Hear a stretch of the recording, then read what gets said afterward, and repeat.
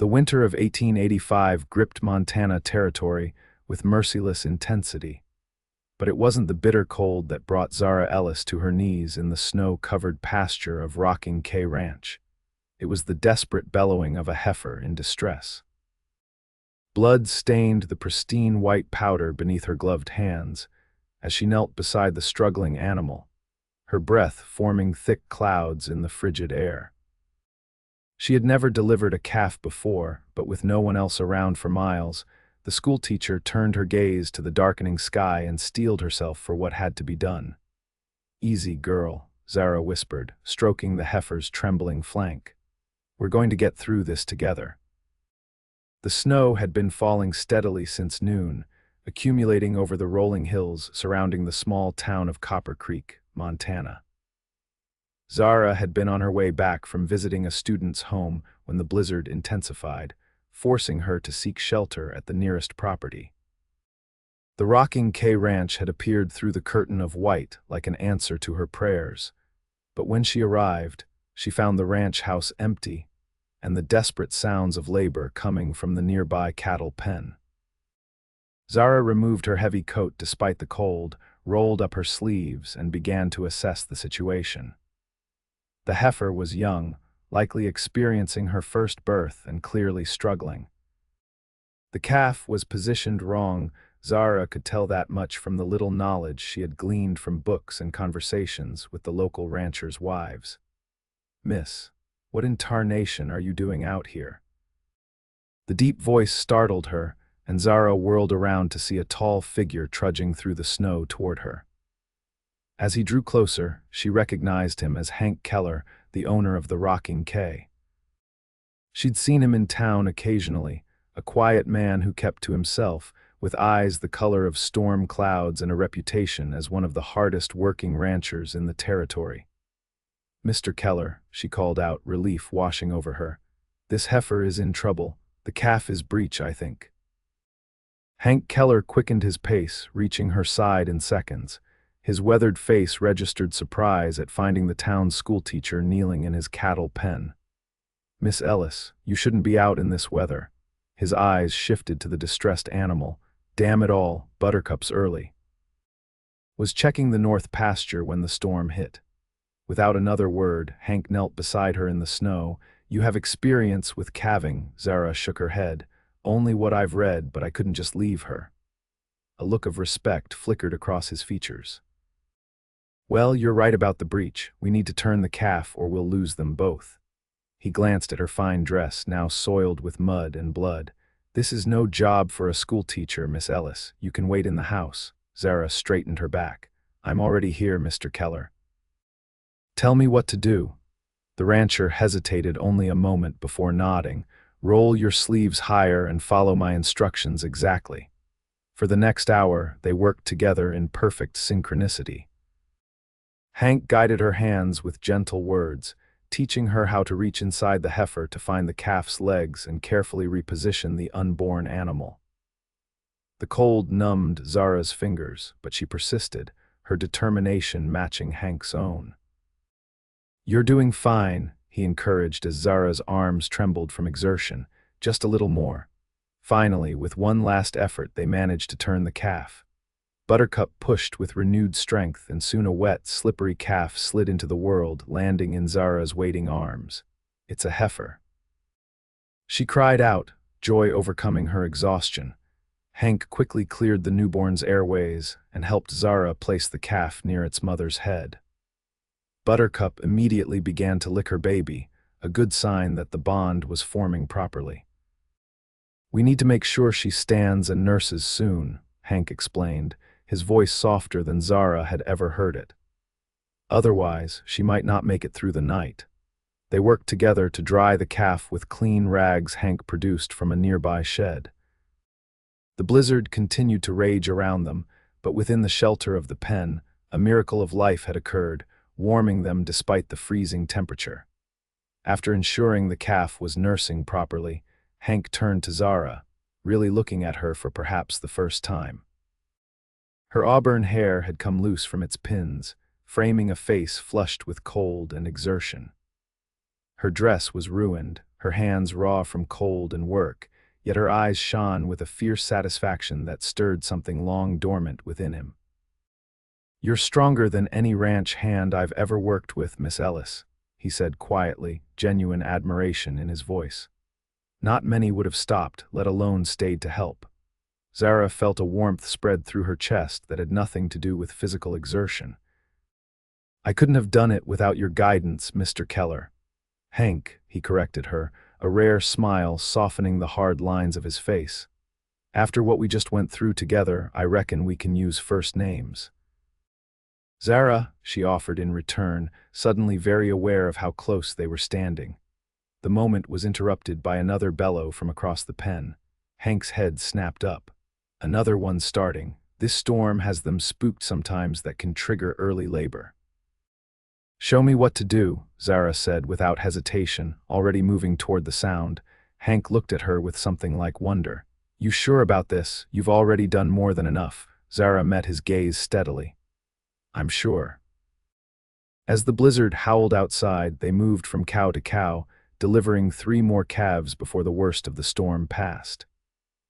By the time the last calf was nursing contentedly, Zara could barely feel her fingers, and even Hank, accustomed to the harsh Montana winters, was shivering. "We need to get you warmed up," he said, concern evident in his voice. "The ranch house isn't far." Zara nodded, suddenly aware of how bone-tired she was. "What about the calves? They'll be fine with their mothers now. I'll check on them again after I get you settled." He hesitated before adding, "You saved at least 2 of those calves tonight, maybe more. I won't forget it." The walk to the ranch house seemed endless through the knee-deep snow. When they finally reached the porch, Hank had to practically carry Zara up the steps, her legs numb from cold and exhaustion. Inside, he quickly built up the fire in the hearth while Zara stood shivering near the flames. "I have some clothes that might fit you," Hank said, disappearing into another room. He returned with a flannel shirt and a pair of trousers. "They belonged to my sister when she used to visit. You need to get out of those wet things before you catch your death." He turned his back discreetly while Zara changed behind a screen in the corner of the room. When she emerged, the oversized clothes hanging on her slender frame, Hank had prepared coffee and was laying out bread and cold meat on the table. "It's not much," he apologized, "but it'll warm you up." "It's perfect," Zara assured him, taking a seat at the rough-hewn table. They ate in companionable silence for a few minutes before Hank spoke again. "What brought you out this way in such weather, Miss Ellis?" Zara. She explained about visiting the Thompsons' young son who had been too ill to attend school. "I was on my way back when the storm worsened. I saw your ranch and thought I might wait it out here." "Lucky for me and my cattle that you did," Hank said with a genuine smile. "Though I reckon your reputation in town might suffer if folks knew you spent the night alone with the likes of me." Zara laughed softly. "I think saving calves gives us a reasonable excuse. Besides, I've never much cared for small-town gossip." As the night deepened around them, they talked more freely than either had done in years. Hank told her about inheriting the ranch from his father 5 years ago and his struggle to make it profitable on his own. Zara shared stories of her journey west from Boston to take the teaching position in Copper Creek after the death of her parents left her alone in the world. "It's not easy being on your own," Hank observed, refilling her coffee cup. "This country can be unforgiving." "Yes," Zara agreed, "but it can also offer second chances. That's why I came west." Their eyes met across the table, a moment of perfect understanding passing between them. Something shifted in the atmosphere of the room, a recognition of kindred spirits discovering each other against all odds. The moment was broken by a gust of wind that rattled the windows. Hank stood up. "I should check on the calves again. The storm's letting up some." "I'll come with you," Zara said, already rising from her chair. Hank looked as if he might protest, but then simply nodded. They bundled up again and ventured back into the night, moving from pen to pen to ensure all the newborns were faring well. To Zara's delight, all 4 calves were nursing and alert, their mothers watchful and protective. "They're beautiful," she said, watching one calf take its first wobbly steps. "They are," Hank agreed, but when Zara glanced up, she found him looking not at the calves but at her. By the time they returned to the house, exhaustion had overtaken them both. Hank insisted Zara take his bed while he slept on a pallet by the fire. Too tired to argue, she accepted his offer with grateful thanks, falling asleep almost as soon as her head touched the pillow. Morning brought clear skies and a transformed landscape. The world outside the window was a pristine white expanse, beautiful in its starkness. Zara found Hank already awake, preparing a simple breakfast of flapjacks and coffee. "I need to get back to town," she said reluctantly. "They'll be worried about me." Hank nodded, understanding in his eyes. "I'll hitch up the sleigh and take you. The roads will be impassable for a regular wagon." The journey to Copper Creek was like traveling through a dream world. The sleigh slid smoothly over the packed snow, the horse's breath forming clouds in the bright morning air. Zara found herself wishing the journey would never end, that they could continue gliding through this white silence forever. All too soon, the buildings of Copper Creek came into view. Hank guided the sleigh to the boarding house where Zara rented a room. "Thank you," she said as they pulled to a stop, "for everything." Hank's gaze held hers for a long moment. "No, Miss Ellis, thank you. I won't forget what you did last night." She nodded, suddenly finding it difficult to speak. As she climbed down from the sleigh, Mrs. Peterson, the boarding house owner, rushed out onto the porch. "Zara Ellis, we've been worried sick about you. Where on earth have you been?" Before Zara could answer, Hank tipped his hat to Mrs. Peterson. "Miss Ellis helped deliver 4 calves at my ranch during the blizzard last night, madam. She saved my stock and probably my livelihood. She's the bravest woman I've ever met." Mrs. Peterson's mouth formed a perfect O of surprise. Zara felt a blush creep up her cheeks as Hank flicked the reins and the sleigh pulled away. "Well, I never," Mrs. Peterson muttered, ushering Zara inside. "You certainly have some explaining to do, young lady." News of Zara's night at the Rocking K spread through Copper Creek with predictable speed. By Monday morning, when she returned to the schoolhouse, the children were full of questions about delivering calves and spending the night at the mysterious Mr. Keller's ranch. "Did you have to put your whole arm inside the cow, Miss Ellis?" asked Tommy Jenkins with ghoulish enthusiasm. "Is it true Mr. Keller never talks to nobody except his horses?" wondered Sally Thompson. Zara answered their questions with patience and discretion, turning the experience into an impromptu lesson on animal husbandry and the importance of helping neighbors in times of need. By the end of the day, the initial sensation had begun to fade, replaced by genuine respect for what she had done. A week passed before Zara saw Hank again.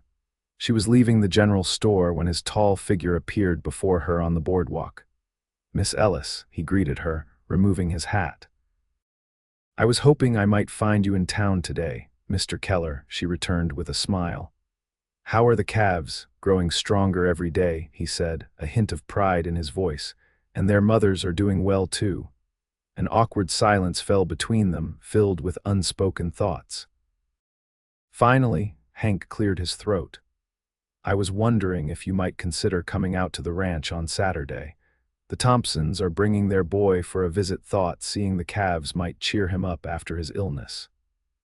I'd appreciate it if you were there to help explain things to him, being a teacher and all." Zara recognized the invitation for what it was, an excuse to see her again without raising eyebrows. "I'd be delighted," she said simply. Saturday dawned bright and clear, the recent snow beginning to melt under the strengthening spring sun. Zara found herself taking extra care with her appearance, selecting a blue dress that matched her eyes and arranging her auburn hair more carefully than usual. The Thompson family picked her up in their wagon, young Billy chattering excitedly about seeing the new calves. His parents exchanged knowing glances when Zara mentioned that Mr. Keller had specifically requested her presence, but they made no comment. Approaching the Rocking K in daylight was a very different experience from stumbling upon it in a blizzard. Zara could now appreciate the neat layout of the buildings, the well-maintained corrals, and the stunning backdrop of mountains in the distance. Hank Keller might be a solitary man, but his ranch reflected care and attention to detail. Hank himself emerged from the barn as they arrived, looking more approachable than Zara had ever seen him in town. He was clean-shaven, his usually unruly dark hair tamed somewhat, and he wore a fresh shirt under his worn leather vest. "Welcome to the Rocking K," he said, helping Mrs. Thompson down from the wagon before turning to offer his hand to Zara. Their fingers lingered together a moment longer than necessary, and Zara felt that same inexplicable warmth spread through her chest. The afternoon passed pleasantly as they showed young Billy the calves, now steady on their feet and full of energy. Hank revealed a surprising gentleness with the boy, patiently answering his endless questions and even letting him help with feeding the smallest calf. "You're good with children," Zara observed quietly as they stood watching Billy giggle at the calf's rough tongue on his hand. Hank shrugged, looking slightly embarrassed. "Never had much chance to be around them, but I like his curiosity. Reminds me of myself at that age, always wanting to know how things worked." "Is that why you became a rancher?" "Partly," he admitted. "My father was a rancher and his father before him. It's in my blood, I suppose, but I also love the freedom of it, being my own boss, watching things grow and thrive under my care." He glanced at her. "What about you? Why teaching?" Zara smiled, watching Billy's delight. For moments like this, seeing someone discover something new about the world, it's like watching a light go on inside them. They shared a look of perfect understanding, two people dedicated to nurturing growth in their own ways. After the Thompsons departed, promising to bring Billy back to check on his calf, Hank surprised Zara by asking if she would stay for supper. "I'm not much of a cook," he warned, "but I can manage a decent stew." "I'd like that," Zara said, pleased by the invitation. As they prepared the meal together in the ranch house kitchen, Zara found herself relaxing in Hank's company in a way she rarely did with others. There was something about his quiet, straightforward nature that put her at ease. Over supper, Hank spoke more openly about his life. "I was married once briefly," he revealed, surprising her. "She was a city girl from Helena who thought she wanted ranch life. Turned out she was wrong." "I'm sorry," Zara said softly. Hank shook his head. "It was years ago. She's happier now, I hear, married to a banker in Bozeman. And I learned something important. It takes a special kind of woman to thrive out here." His eyes met hers across the table, the implication hanging in the air between them. "And you?" he asked. "No suitors waiting back in Boston," Zara laughed lightly. "None that I regretted leaving behind. My parents had hopes for a match with a family friend, but he was more in love with my father's library than with me. When they died, I saw no reason to stay." "Their loss," Hank said simply. "Copper Creek's gain." The sun was setting when Hank hitched his horse to the buggy to drive Zara back to town. The journey passed too quickly, the conversation flowing easily between them now. As they reached the boarding house, Hank helped her down, his hands strong and sure at her waist. "Thank you for today," she said, reluctant to say goodbye. "There's a social at the church next Saturday," Hank said abruptly. "I don't usually attend such things, but if you were going—" "I'll be there," Zara promised, her heart lifting. The week dragged by with painful slowness. Zara threw herself into her teaching, but her thoughts constantly drifted to the Rocking K and its solitary owner. Several times she caught herself daydreaming in the middle of lessons, earning curious looks from her students. By Saturday, anticipation had built to such a pitch that she could barely eat breakfast. She spent an unreasonable amount of time preparing for the social, trying on every dress she owned, before settling on a deep green one that Mrs. Peterson assured her brought out the fire in her auburn hair. The church hall was decorated with spring flowers and lit with dozens of lanterns when Zara arrived. She scanned the crowd anxiously, disappointed when she didn't immediately see Hank's tall figure. Had he changed his mind, looking for someone in particular, Miss Ellis? The familiar deep voice behind her sent a thrill down her spine. Zara turned to find Hank standing there, looking somewhat uncomfortable in his Sunday best, hat in hand. "You came," she said, unable to hide her pleasure. "I said I would," he replied simply, offering his arm. "May I get you some punch?" The evening passed in a pleasant blur. Hank was not much of a dancer, but he made an effort for Zara's sake, joining in for a couple of slow waltzes. They attracted curious glances. The reserved rancher and the schoolteacher were an unexpected pairing, but Zara found she didn't care in the slightest what anyone thought. During a break in the music, they stepped outside for some fresh air. The night was clear, stars scattered across the Montana sky like diamond dust. "Beautiful," Zara murmured, gazing upward. "Yes," Hank agreed, but when she glanced at him, he was looking at her, not the stars. Their eyes held for a long moment before Hank slowly, deliberately, leaned down and pressed his lips to hers. The kiss was gentle, questioning, giving her every opportunity to pull away. Instead, Zara found herself responding, her hand coming up to rest against his cheek. When they finally separated, Hank's expression was a mixture of wonder and uncertainty. "I've been wanting to do that since the night of the blizzard," he confessed. "I've been hoping you would," Zara admitted with a smile. The weeks that followed were the happiest Zara had ever known. With the arrival of spring, the rocking K burst into life, calves frolicking in green pastures, wildflowers dotting the hills, and the days growing longer and warmer. Zara spent every weekend at the ranch, learning its rhythms and routines. Hank proved to be a patient teacher, showing her how to ride properly, tend the vegetable garden, and even handle the gentle mare he gave her for her exclusive use. In return, Zara brought books from the schoolhouse, reading aloud to Hank in the evenings as they sat on the porch watching the sunset. Their courtship was the talk of Copper Creek, of course. Some approved Miss Ellis was bringing the reclusive Hank Keller back into the community.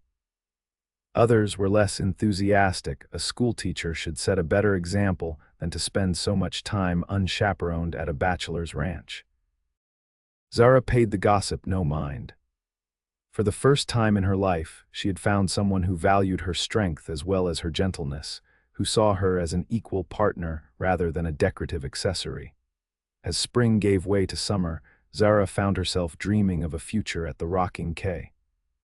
She imagined waking up each morning to the view of mountains from Hank's bedroom window, teaching at the school during the week, and helping with the ranch on weekends and holidays. It was a life she had never envisioned for herself, but now couldn't imagine living without. The opportunity to broach the subject came unexpectedly on a hot July afternoon. Zara had arrived at the ranch to find Hank in a state of barely controlled panic. One of his best mares was in labor, but something was wrong. The foal's positioned wrong, just like Buttercup's calf was, he explained tersely as they hurried to the barn. But a horse is different, there's less room to maneuver.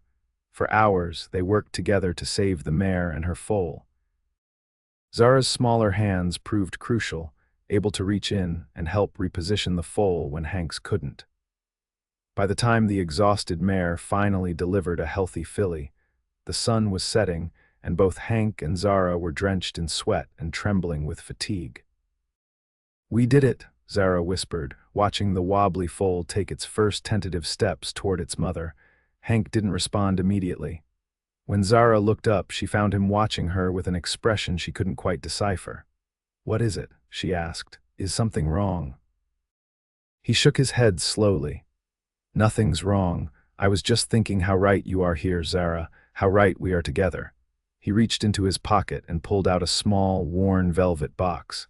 "I've been carrying this around for weeks, waiting for the perfect moment. Maybe this is it, covered in dirt and who knows what else, but saving something precious together." Zara's breath caught as he opened the box to reveal a simple gold ring set with a small but perfect diamond. "This was my mother's," Hank said, his voice rough with emotion. "She made me promise I'd only give it to someone as strong and kind as she was. I didn't think such a woman existed until you appeared in my cattle pen that night." He took her hand, heedless of the dirt under her nails. "Zara Ellis, will you marry me?" Will you make the rocking K your home and me the happiest man in Montana territory? Tears blurred Zara's vision as she nodded, unable to form words for a moment. Finally, she managed a whispered, "Yes, Hank, yes to all of it." The ring fit perfectly, as if it had been made for her hand.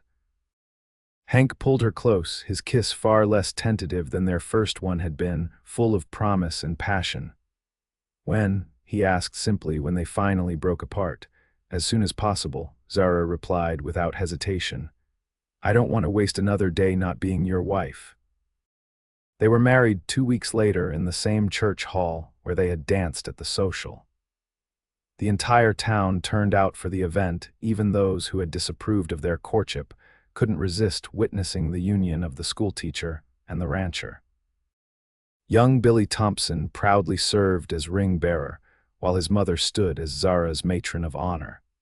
After a brief honeymoon in Helena, they returned to begin their life together at the Rocking K. The school board had reluctantly accepted Zara's resignation, though she promised to stay on until they found a replacement.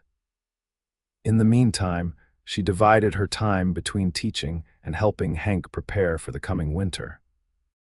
Their first major test as a married couple came in late October, when an early blizzard swept across the territory without warning. Zara and Hank worked side by side to secure the ranch, bringing vulnerable stock into the barns and ensuring adequate feed was accessible. As they huddled together before the fire that night, exhausted but satisfied that they had done everything possible to protect their animals, Zara realized she had never felt so fulfilled or so loved. "A penny for your thoughts, Mrs. Keller," Hank said, stroking her hair. The name still gave her a thrill of happiness. "I was just thinking how fortunate I am that I got caught in that blizzard last winter." "I'm the fortunate one," Hank corrected her, pulling her closer. "You could have passed by, left the heifer to her fate. Instead, you stopped. You cared." "I've always believed that the measure of a person is what they do when no one is watching," Zara said softly. "Well, I was watching," Hank reminded her with a smile. "And I saw a woman stronger than any ranch hand, with a heart big enough to match that strength." As winter settled over the Rocking K, Zara and Hank established routines that blended their separate lives into a harmonious whole. Mornings began before dawn with coffee by the fire before Hank headed out to tend the stock. Zara would prepare breakfast and then either head to town for her teaching duties, or, if school was canceled due to weather, work on household tasks and record-keeping for the ranch. Evenings were their special time when they would share the events of their day over supper before retiring to the cozy parlor. Sometimes they read together, Zara's clear voice bringing books to life for Hank. Other times they simply talked, making plans for the ranch's future or reminiscing about their childhoods. By December, Zara had another piece of news to share. She had suspected for several weeks but wanted to be certain before telling Hank. She chose a quiet Sunday evening when they were relaxing before the fire. Hank was whittling a piece of wood, a hobby she had discovered he enjoyed during the winter months, while she pretended to focus on her mending. "Hank," she began, setting aside her sewing.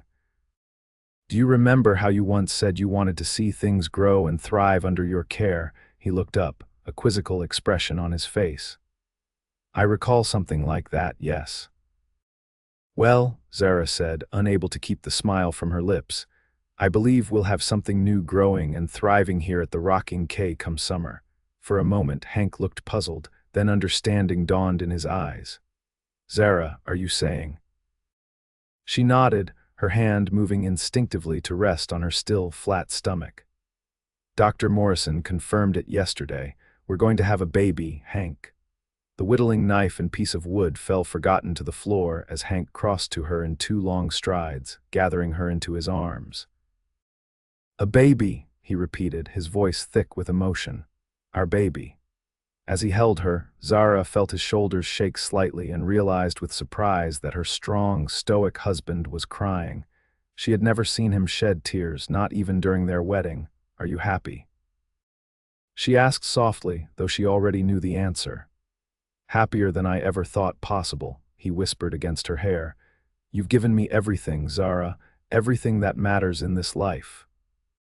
That night, as they lay together in the darkness, Hank's hand protective over her abdomen, Zara reflected on the twists of fate that had brought her to this moment.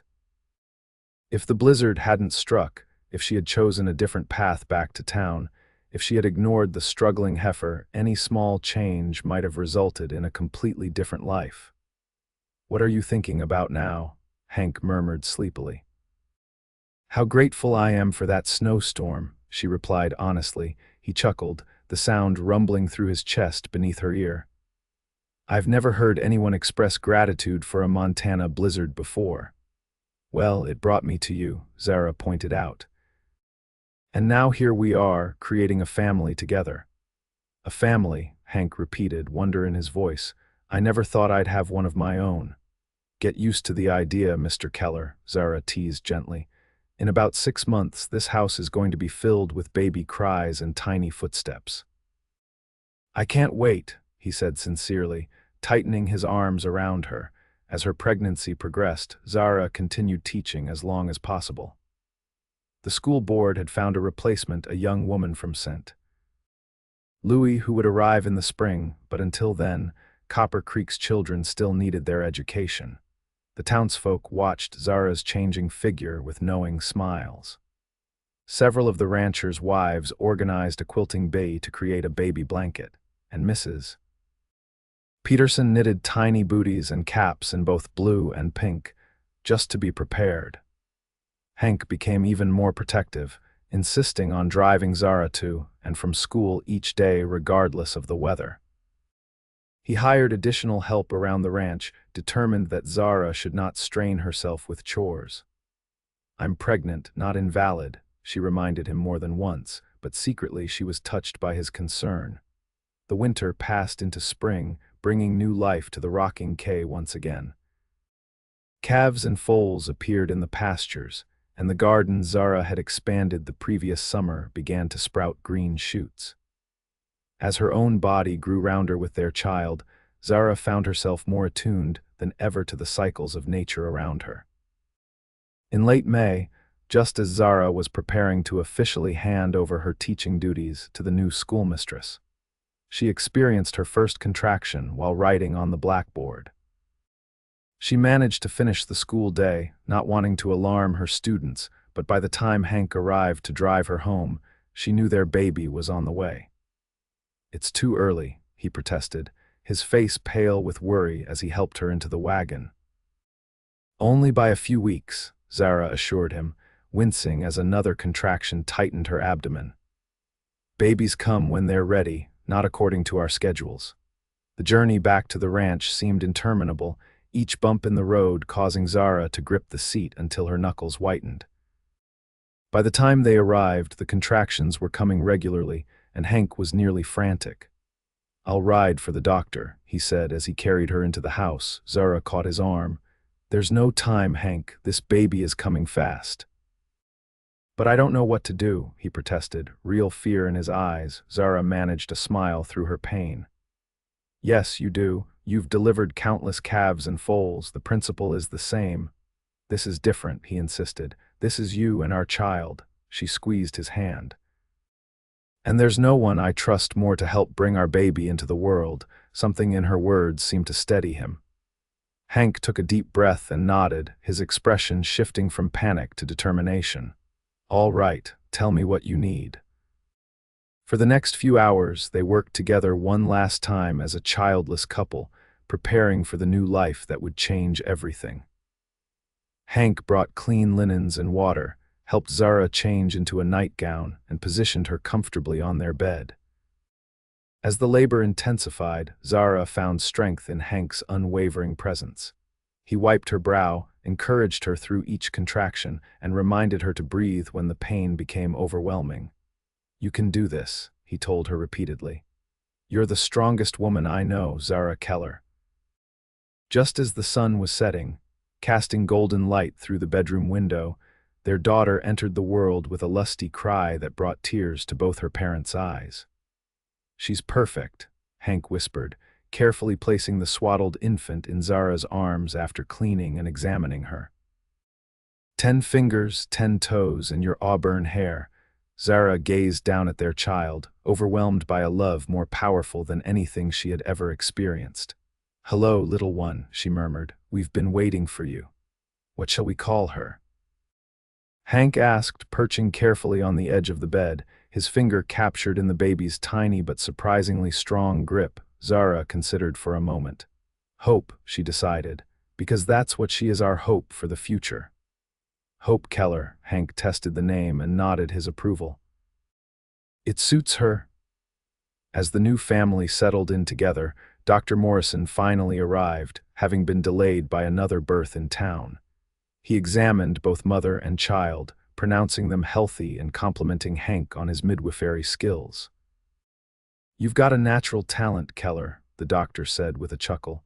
"Maybe you missed your calling." Hank shook his head, gazing at his wife and daughter with undisguised adoration. "No, I found exactly the calling I was meant for." The years that followed brought changes to the rocking K. With Zara's educational background and Hank's ranching knowledge, they expanded operations, adding more cattle and introducing better breeding stock. Their reputation grew throughout Montana territory for the quality of their animals and the fair dealing of the owners. Hope grew into a spirited child with her mother's auburn hair and her father's stormy gray eyes. She was joined 2 years later by a brother, Samuel, who inherited Hank's height and Zara's love of books.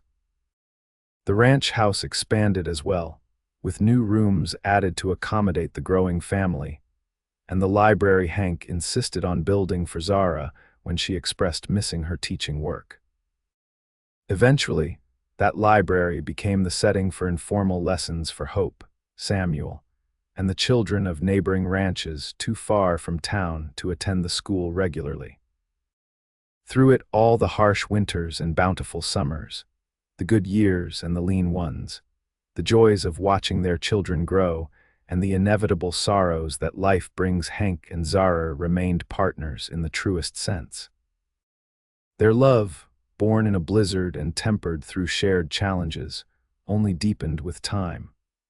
On their 10th wedding anniversary, Hank surprised Zara by taking her to the exact spot in the cattle pen where they had first worked together to deliver Buttercup's calf. The pen was empty now, the animals out grazing in the summer pastures, but the memories remained vivid. "Do you ever wonder what would have happened if you hadn't stopped that night?" Hank asked, taking her hand in his. Zara smiled up at the man who had been her husband, partner, and best friend for a decade. "Sometimes. But then I remember that some things are simply meant to be. I believe we would have found each other somehow." Hank pulled her close, his arms as strong and secure as they had been on that first night. "You're probably right. After all, how could I not fall in love with a woman stronger than any ranch hand? And how could I resist a man who noticed that strength instead of being threatened by it?" Zara returned, resting her head against his chest. As they walked back to the house hand in hand, they could see Hope and Samuel playing in the yard, their laughter carrying on the clear Montana air.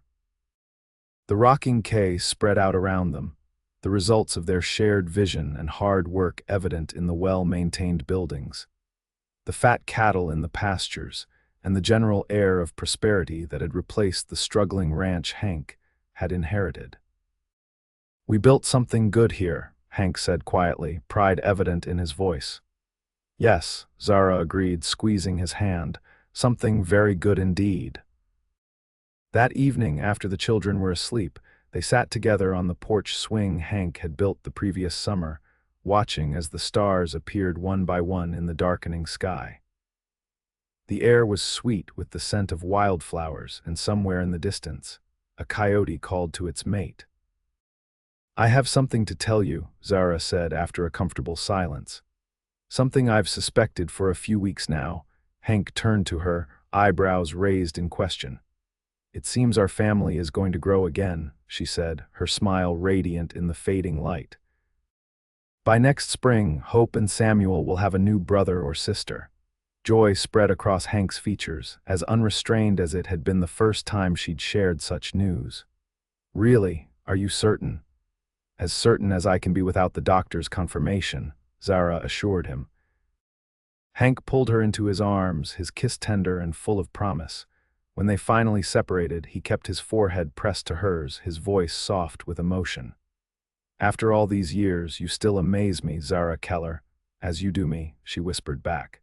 "Every single day." As the night deepened around them, they remained on the porch, talking quietly about the future, making plans for the new baby, and reminiscing about the decade they had shared. The rocking K slept peacefully around them, a testament to what could be built when two people with strength, vision, and love joined their lives together. And it had all begun on a bitter winter night when a schoolteacher, caught in a blizzard, had stopped to help a struggling heifer and found not just shelter from the storm, but a love that would warm her for the rest of her days.